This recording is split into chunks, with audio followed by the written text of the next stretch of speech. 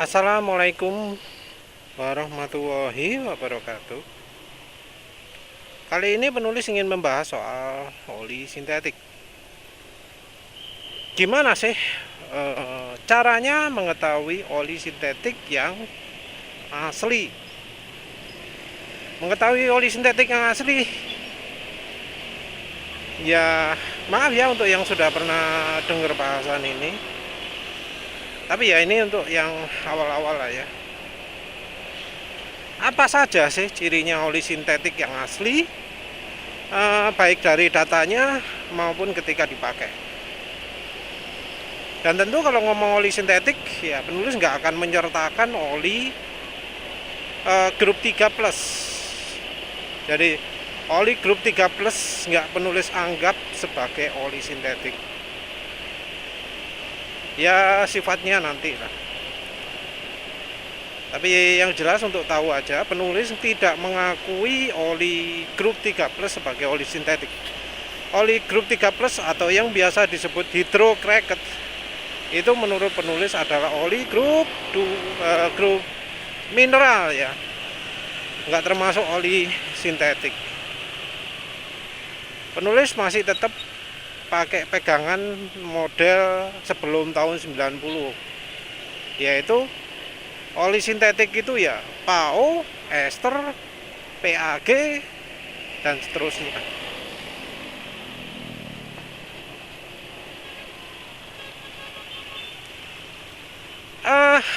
Selama ini orang kalau membedakan oli full sintetik dan yang tidak, itu pedomannya adalah label di bungkus oli.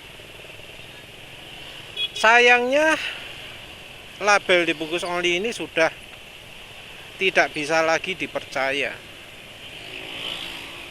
Apalagi sekarang zaman krisis. Dan parahnya, zaman krisis bahan PAU sulit. Pabrikan itu tidak menurunkan harga oli walau resepnya sudah berubah. Ini sesuatu yang ya sangat memilukan lah ya. Karena harusnya kalau resepnya berubah, ya harusnya harganya turun dong kalau bahannya yang dipakai bahan yang lebih murah. Tapi sayangnya tidak. Sayangnya walau bahan sudah berubah pakai yang lebih murahan, harga tidak diturunkan walau modelnya itu model mahal. Jadi full sintetik pakai bahan yang sebenarnya bukan sintetik. Mungkin ada yang ngomong ya, oh emang sekarang ini sudah banyak berpindah oli. Yang sekarang itu sintetik itu sudah termasuk grup 3+. Masalahnya adalah grup 3+ saja enggak, yang di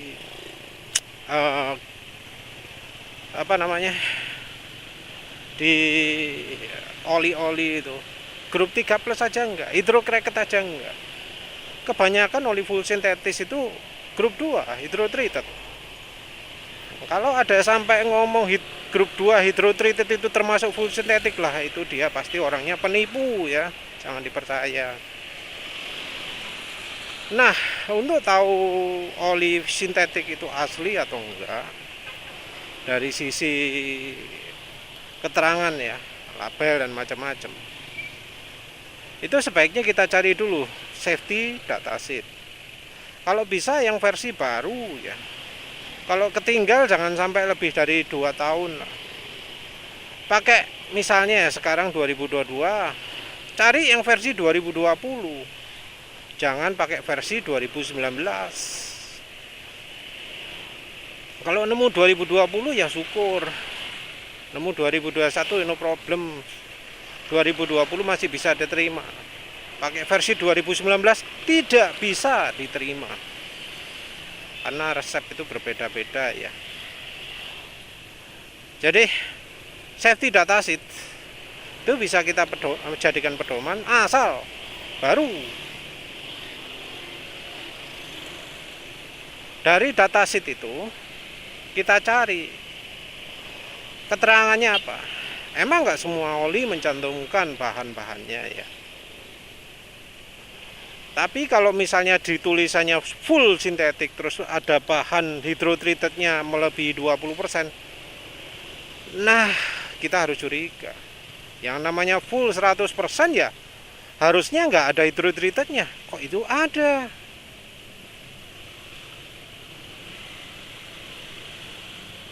Jadi ya hati-hati. Oh ya, soal safety data sheet, kita juga jangan pakai acuan yang versi luar negeri kalau bisa. Kalau bisa cari versi Indonesianya atau versi Asia Pasifiknya atau cari versi Singapura atau negara-negara lain yang lebih dekat Indonesia, Filipina, Vietnam gitu ya. Lihat dari apa made in-nya itu ya, kalau oli itu. Oli buatan mana itu? Terus kita cari safety data sheet dari buatan tersebut.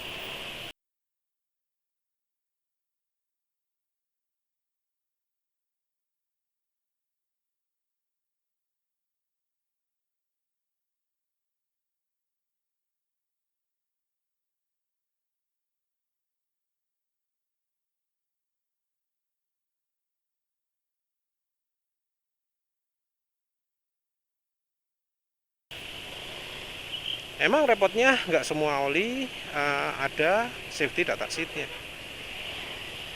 Kadang juga ada safety data sheet tapi nggak berani nyebut komponennya apa.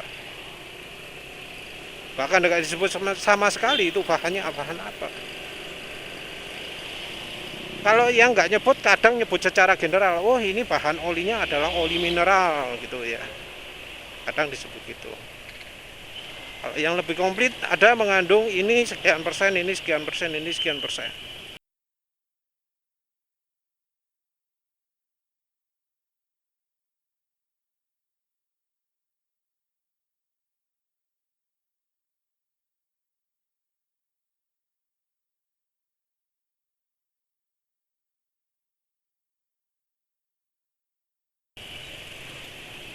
Nah kalau nggak ada gimana?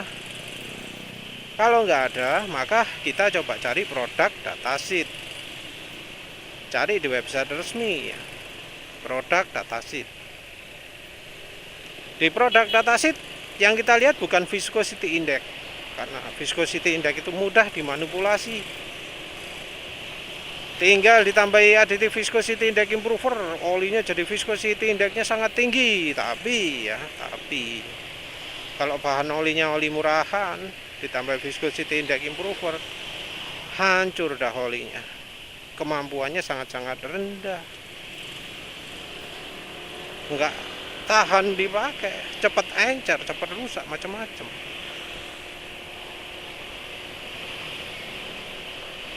Jadi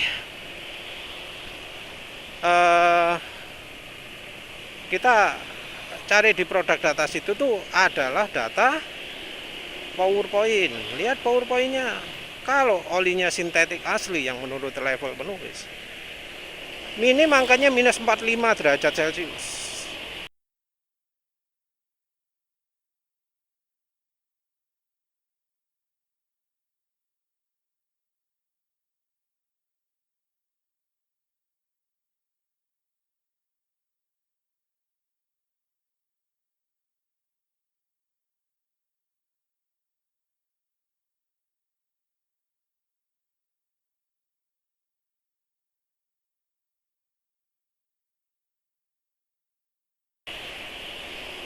Nah kalau angkanya minus 39 itu kadar PAU-nya berarti kecil sekali. Kalau sampai minus 36 itu rasanya nggak ada PAU-nya. Apalagi yang minus 33, minus 24 gitu ya. Jadi pabrikan itu masih mau ya sharing data PowerPoint ya, data tuangnya, suhu tuangnya. Jadi tinggal dilihat lah dari data itu. Kalau tidak minus 45 itu anggap wis nggak layak lah ya. Minus 42 aja harus ragu-ragu. Oh berarti paunya cuma sedikit tuh ya. apalagi minus 39, wes makin sedikit lagi, mungkin cuma 5% kali ya. Yang minus 42 itu mungkin cuma 10-15% gitu ya. Nanti saya penulis lihat Delvac1 itu produk datasheetnya berapa ya, karena Delvac1 itu kan paunya cukup banyak.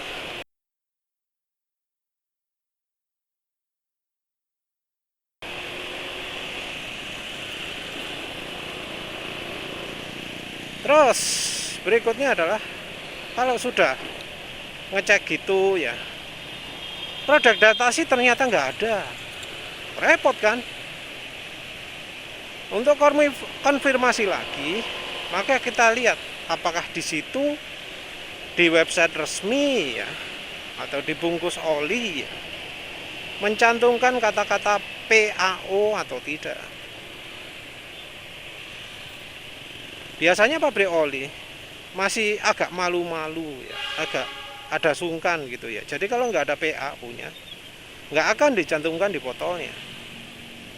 Oli yang ngomong 100% sintetik, full sintetik, true sintetik, full sintetik, opo maneh wis mbola wis. Itu jangan dianggap oli sintetik kalau nggak ada tulisan PAO. Ya, terus ya, jangan dianggap sintetik kalau nggak ada tulisan PAO. Nah, untuk yang bertulisan PAO ini harus juga harus apa juga harus memperhatikan juga kalau yang khusus oli nulis PAO, jangan beli yang nggak ada tulisan esternya.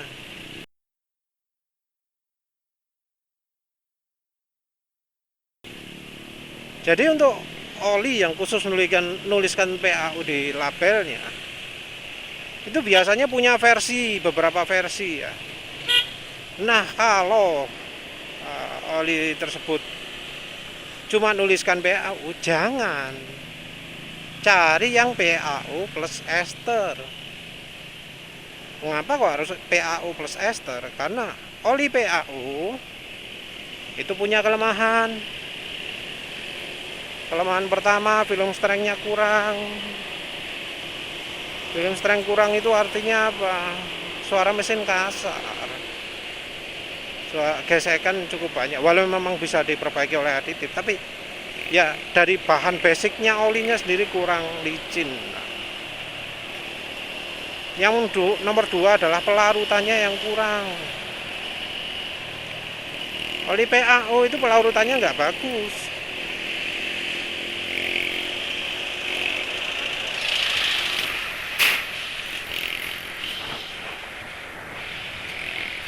Nah, kalau mau pelarutannya bagus, maka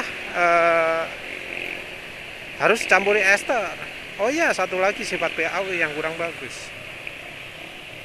Dia membuat silky soot. Jadi oli yang pakai PAO-nya 100% murni, itu bakal bikin silky soot. Kalau silky soot ya rembes efeknya. Nah, untuk memperbaiki ini harus ditambah ester. Jadi ester itu memperbaiki 3 hal ini. Memperbaiki film strength, memperbaiki daya pelarutan, dan memperbaiki kompatibilitas terhadap seal. Jadi kalau cari oli, cari yang PAO plus ester. Nah, itu dari sisi labelingnya. Selain itu ada lagi enggak? Maaf ya, enggak. Kalau ada titik penguapan ya sulit juga ya, karena daya penguapannya oli PAO itu ya sebenarnya 11-12 dengan oli mineral. Daya oksidasi ya 11-12 dengan oli mineral yang sangat murni dengan grup 3 plus ya. Ada lagi sifat oli PAO yang sangat baik, yang sangat diperlukan oleh pemakai, terutama pemakai oli motor, itu adalah shear stability. Shear stability ini yang sepertinya membuat oli motor itu harganya lebih mahal daripada oli mobil kalau di luar negeri dulu ya, dulu. Karena ya motor butuh banget stability, butuh oli yang tahan RPM tinggi. Karena kayak motor gue, kenapa motornya godeknya? Loh, kok godek? Pelnya gak senter, bukan.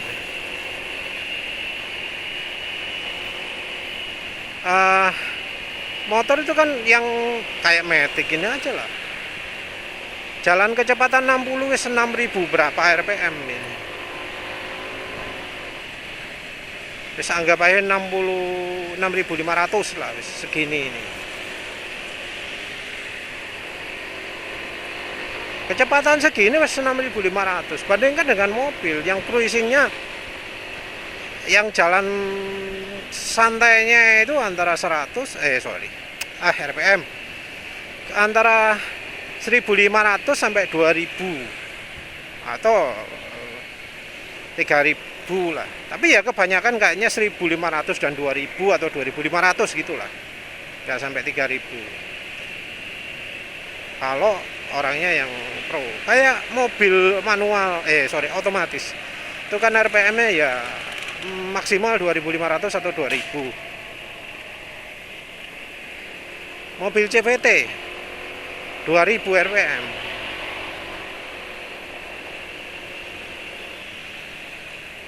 Ya karena itu kecepatan ekonomisnya mobil ya.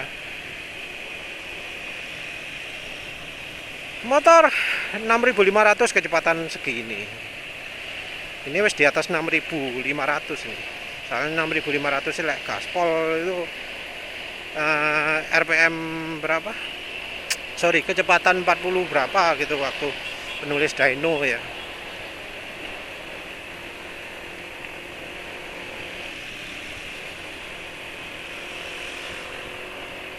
Jadi ya kecepatan ini kecepatan RPM yang tinggi ini membuat motor butuh oli PAU. Nah, ini juga yang kita bisa pakai untuk menguji apakah olinya itu oli PAU beneran atau enggak.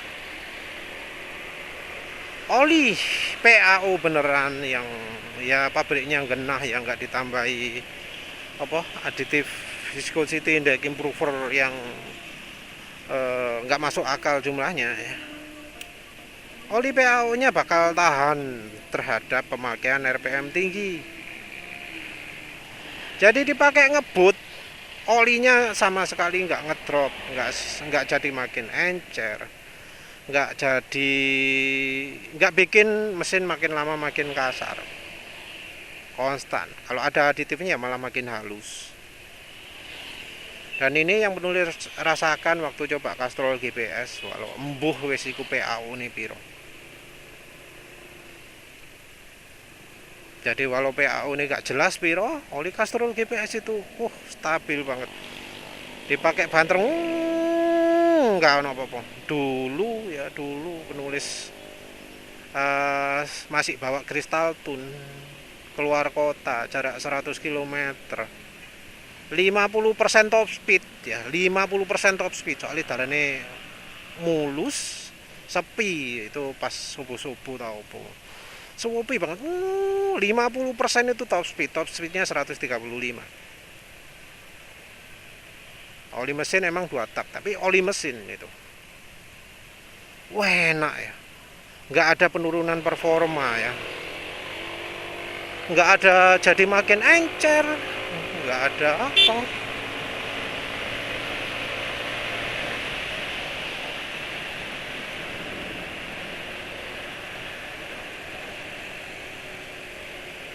Maaf ya, penulis harus muter dulu soalnya ini kesempatan terakhir untuk uji 0-100. Soalnya besok wis dipakai anak motor ya. Jadi olinya itu stabil terus, nggak ada makin encer gitu ya. Suara mesin ya otomatis stabil. Wes. Jadi kalau ada oli ngaku full sintetik, terus dipakai kencang, wah makin encer, itu jelas bukan full sintetik, palsu namanya. Di hari berikutnya ya kekentalannya juga harus tetap ya stabil. Kalau jadi makin encer, ya itu bukan oli full sintetik.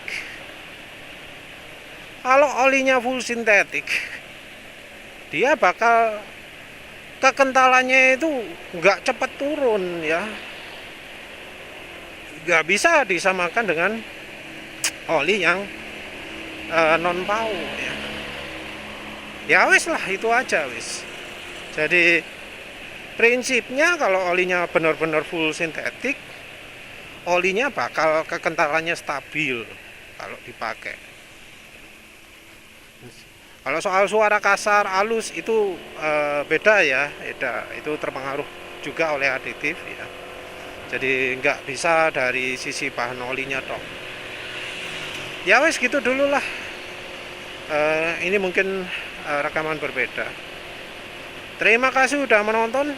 Assalamualaikum warahmatullahi wabarakatuh.